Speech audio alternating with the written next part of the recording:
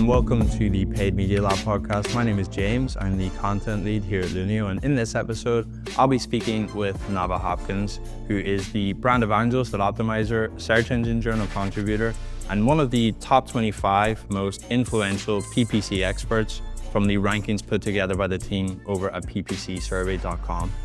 In 2019, she co-founded the Paid Search Association, which is a group dedicated to empowering the next generation of PPC practitioners, as well as serving as a resource for the wider marketing community to learn from as well. Outside of PPC, Navah enjoys spending time with her 3 rescue pups, and as you'll hear in this conversation, she is a big gamer as well, both video games and classic board games too. Navah is truly one of the most recognized and respected names in the PPC world, so it was a real honor to have a conversation with her about a very clever strategy she uses for competitive research. In this episode, Navah outlines how she uses dynamic search ads or DSA campaigns to see the search categories and search volumes Google associates with particular competitor domains, as well as the auto-generated ad headline copy it suggests based on the site content. And the best thing about this strategy is it's completely free to use. You don't need to run any budget through these campaigns to come away with a whole host of useful insights. So let's get into Navah's strategy for using DSAs for competitive research. Navah, welcome to the Paid Media Lab. It's great to have you on today. James, it's a delight. We're going to be talking about some fun tips and tricks, but I'm also just grateful to be chatting with the amazing company that gave me the Lunio bear. So for those of you that are watching instead of hearing, I am holding the delightful Lunio bear, which has one of the best weighting systems I've ever experienced out of any swag ever.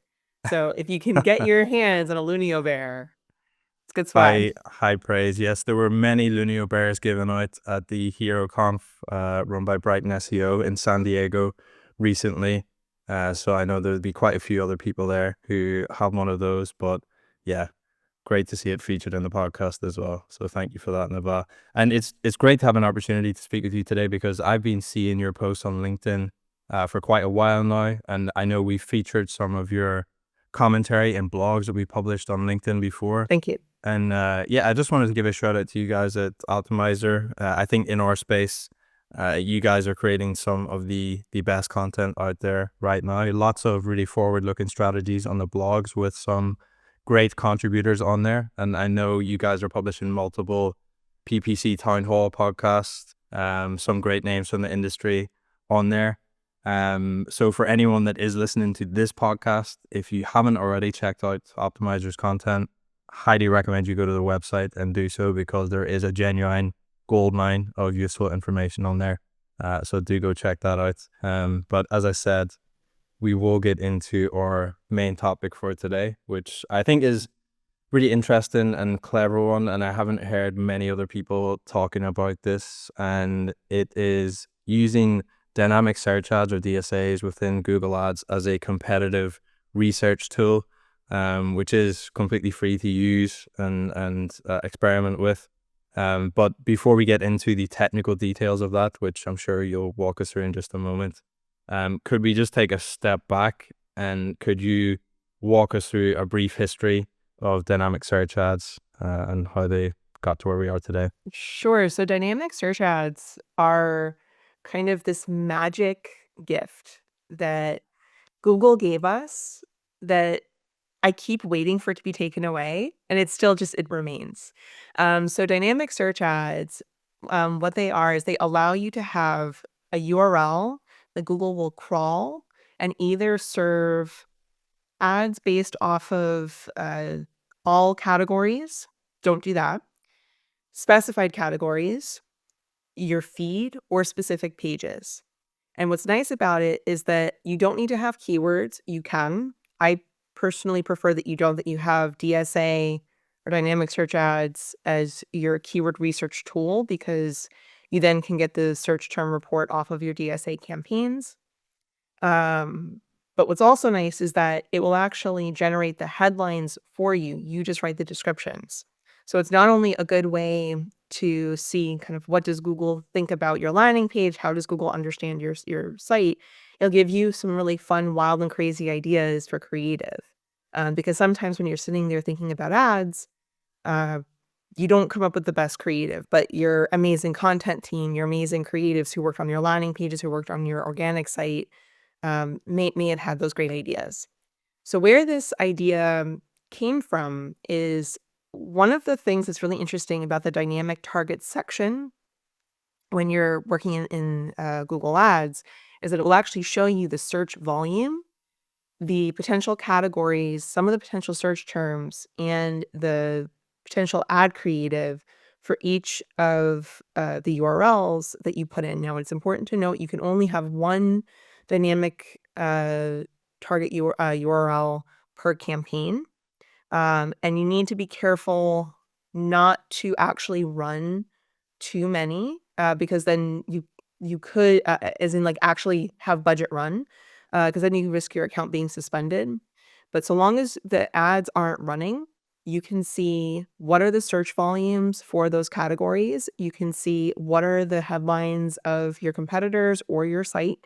And you can see some of those potential search terms. Why I find that more helpful than, say, the keyword planner, even though the keyword planner is also a great free tool, is that this gives you insight into what did my competitors do?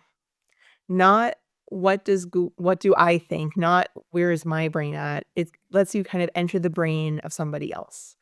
We'll talk through the technical steps of how to get there in a moment, but that's the general gist of the strategy. And again, it's absolutely free because so long as you're not running ad spend for the campaign isn't enabled, you're not spending money. So it's absolutely free to do. Just a brief question, like how reliable do you find those search volumes to be? Like, are you confident in the numbers that you're seeing there? So this is kind of an interesting point, and I'm gonna rely on my SaaS background for this. Search volume estimates are all estimates. There is no there unless you've paid for the volume to come to you, there is no concrete way to get an exact, here is exactly what you're going to get. So any tool that gives you search volume is either scraped data, so they're borrowing that data from somebody else, or it's the best guess estimate with the conditions. In Google's case, how they define the search volume is not based off of the budget that you've set. It's based off of the ad account that you're in, and the particular category. So for example, I might see a search volume of 10,000 for a particular car, whereas I might see 50 for a CPA or a financial planner in Rhode Island, if that makes sense. Yeah, that does. Yeah, you're never going to get like pinpoint accuracy when it comes to Yeah. those, and I think it's important to keep in mind that they are estimates. So when it comes to, you said as long as you're not running budget through the campaigns, it's fine to put in as many different You competitor just have to URLs have as you different want. campaigns per URL that you're going to use because there's a rule. There's a couple of rules within Google Ads. You're not allowed to have multiple domains in the same ad group for sure. I believe it also applies to campaign, but ad group for sure. Mhm. And then you're not allowed to double serve on the SERP. So have the same domain going after multiple spots from different ad accounts. So people do this, but if you're caught, Google will suspend the ad account. So you have to be very, very careful. So there are some black hat for those of you that are watching instead of listening, tips and tricks in the PPC world. And all of them come down to gambling. If you are willing to gamble with your ad account, if you're willing to gamble with budget reliability, have fun. But you'll never get me to recommend those Yeah. strategies. Yeah. So for anyone that is wanting to experiment with this in a safe and reliable Just don't way, run budget. yeah. Could you kind of walk us through the basic steps now of how you would go about getting these dynamic search ads campaigns set Sure. up? So the first step is to set up your Google Ads account. If you don't already have one, they are absolutely free to set up. It is important to note that they will be canceled out if you do not verify them and set up a billing profile. The billing profile will put a temporary financial hold, but that'll get refunded right back. It's just so that to prove that the billing is accurate and your ad account is who you say you are. Next, you're going to create a search campaign without a goal. The goals are just to filter out certain functionality. I tend to prefer creating without a goal. They do absolutely nothing to the algorithm. Next, you are going to go through the process of creating a search campaign. Just put in basic information, fill it out, hit save, and then hit pause so that you don't run budget. You're then going to go back into that campaign and click the gear that's next to the name of your campaign to get to the settings. You're going to go all the way down to the bottommost setting where it says dynamic URL. I believe that's what it says. You'll then add in the URL that you want to use. Make sure that whatever URL you're using, you haven't used in another campaign if you want to do different competitors. And then you'll hit save. Once you've done that, you will be able to go to the audiences, keywords, content section. Click the little caret down there. You'll then go to the dynamic target section and you'll be able to begin adding dynamic targets. So the dynamic targets, you'll be given a choice to have all categories, specific categories, or off of a feed. The research comes from picking the categories. You can actually have negative, when you're running a true DSA campaign, negative categories as well, or negative dynamic targets. So for example, excluding your homepage, your blog, your contact, whatever. But for the research portion, you're just going to use that mean targeting one. Once you're in that view, you then can see a whole list of the categories. If you don't like the categories you are seeing, that is a sign that you need to look at your organic content and how you have your schema set up. If it's for your site, and if you completely are confused by your competitor and what your competitor has, then that's a sign that like, hey, SEO team, you're crushing it. This is what they're doing. Maybe we go a little bit further into these categories. Not the categories they're running on, but like the categories that you think that they should be on, because our competitors are neglecting it, and it's an opportunity to really crush them organically and get that earned traffic. You might be surprised to hear a PPC person promote SEO. There is a synergy to be had between PPC and SEO working together and being collaborative. So absolutely share that report. And yeah, those are the technical steps to get there. Nice. So yeah, it sounds like those categories can be really important, and I like that point about integrating the PPC team with the SEO team and sharing the learnings there.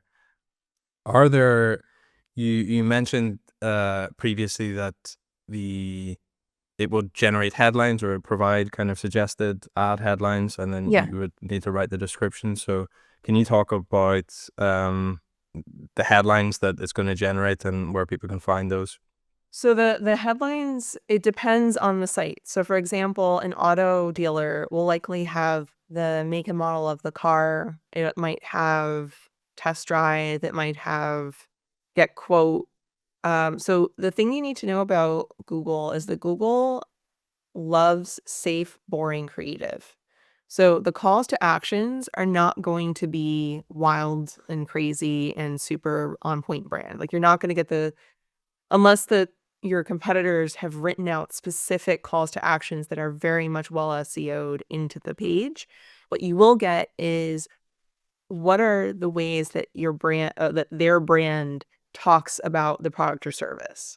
So for example, if they tend to lean much more into luxury, you might see more luxury terminology in the creative.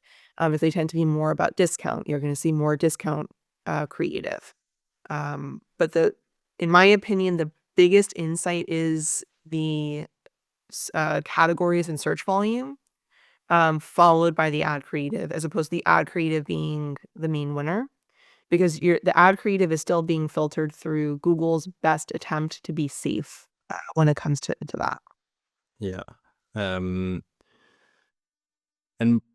when Google is deciding on those categories, could you just talk us through a little bit about how Google is making those decisions and the kind of magic that's happening in the background to spit out that All right. list Well, of categories?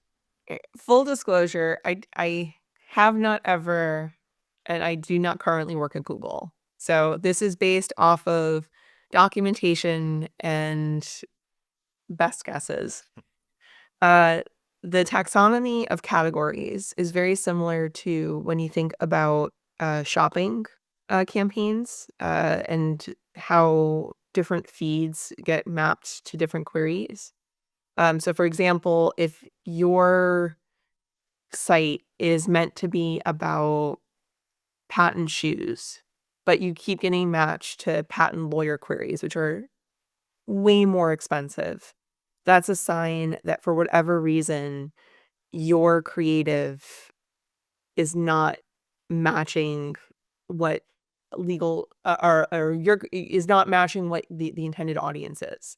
Or for whatever reason, like the images that you have maybe resemble lawyers too much, or there's something there stopping Google from fully understanding that you wanted patent shoes, not patent lawyers.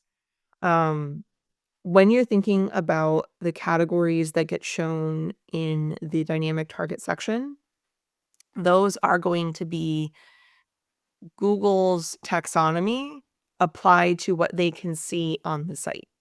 So there's a little bit of an inherent bias there. So you're kind of refreshing how Google sees the world, and that's the view that you're getting. But it's Mhm. still useful to understand if Google is understanding your competitor's site as X, but they're really Y.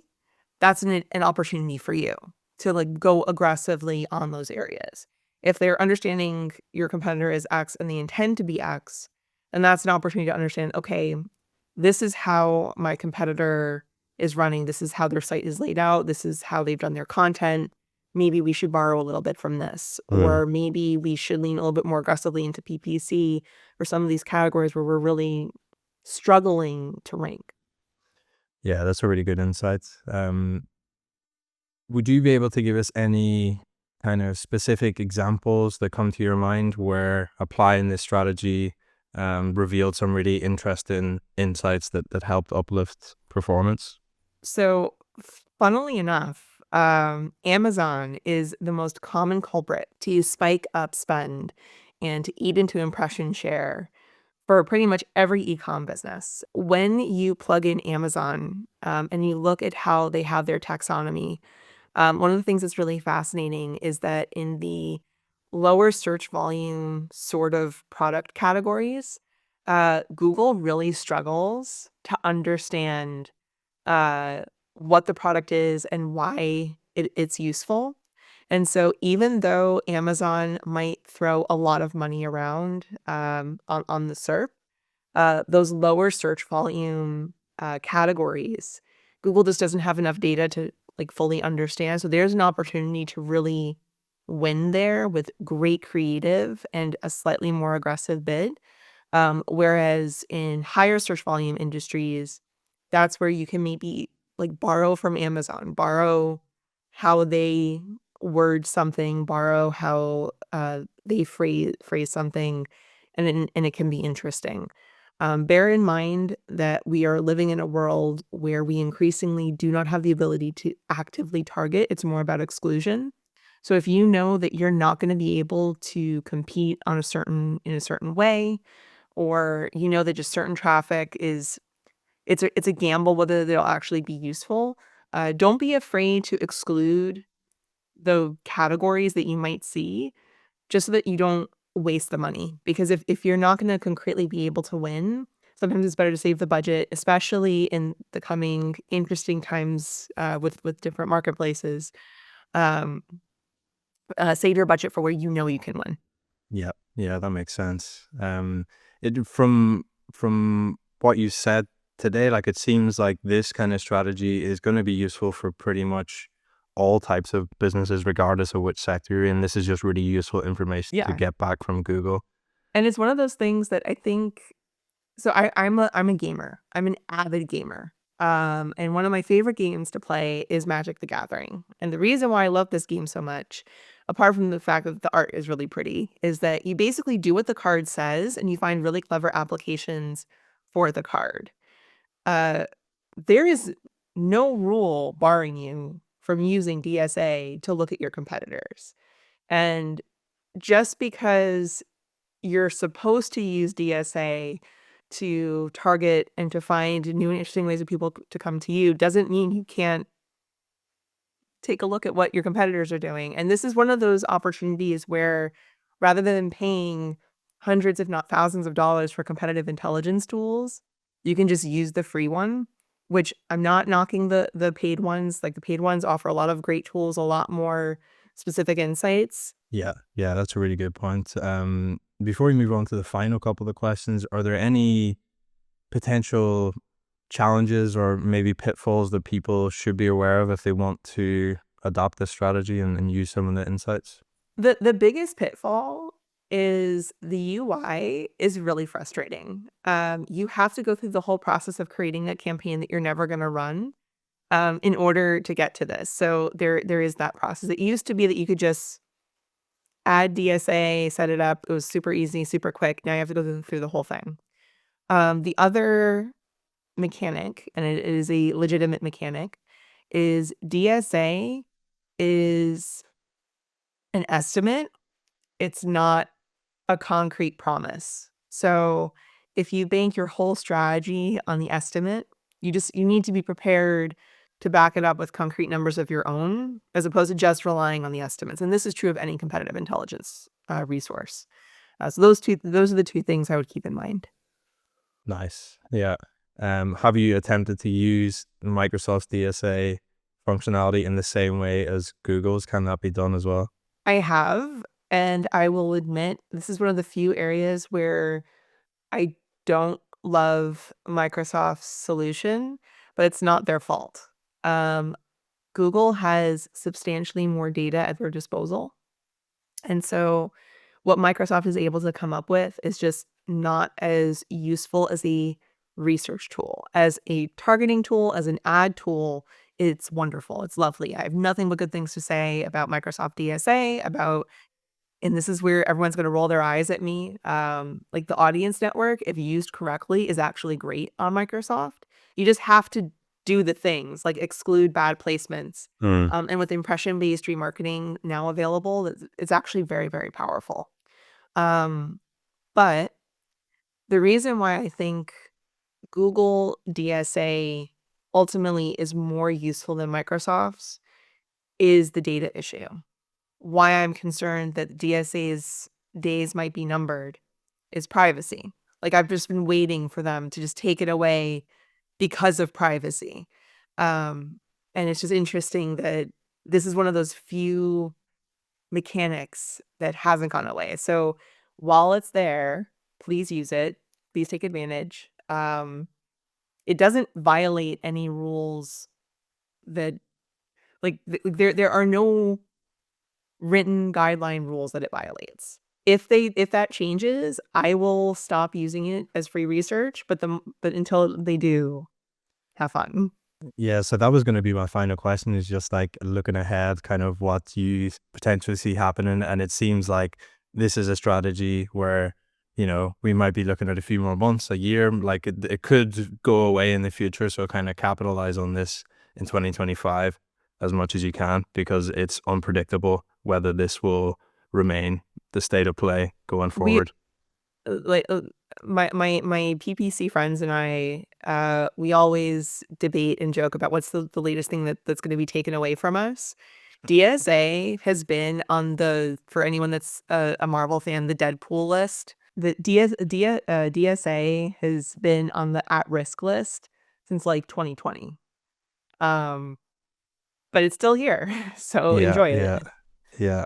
Make the most of it, guys. It'll be interesting to see how that plays out. But yeah, I'd just like to say thank you so much for joining us today, Navah. I think people are going to find that strategy really useful. It's something that you can take away and apply right now. As you said, it might be a bit of a pain to get those different campaigns and stuff set up, but it is you don't have to spend a penny to do this. But before we wrap up and finish, is there anything else you'd like to mention or let people know about? Just to give yourself grace. We are currently in one of the most stressful times when it comes to marketing. I'd argue it hasn't been this stressful since the pandemic with 2020. And you need to own that you were brilliant, that you were amazing, that you were exceptional, and that all of the calamities that are happening, you are doing the best job with the tools at your disposal. So please give yourself grace. Thank you very much, Navah. That's a nice positive message to finish on there. I look forward to keeping up with you on LinkedIn, and hopefully one day I'll get to catch you in person at one of these Definitely. events next year. So yeah, thank you again, Navah. It was a pleasure. Absolute pleasure. That's it for this episode of the Paid Media Lab. Thank you for tuning in. If you found it helpful, hit the subscribe button to get the next episode as soon as it's released. Subscribing costs nothing. It only takes a few seconds to do, but it makes a huge difference to us because it enables us to continue booking the best possible guests and delivering you great content. In the meantime, if you're looking for more free guides, tips, and tools, head to lunio.ai and click on the resources tab in the nav bar. And lastly, if you know any other marketers who'd find these strategies helpful, please do tell them about the show, and I'll see you in the next episode.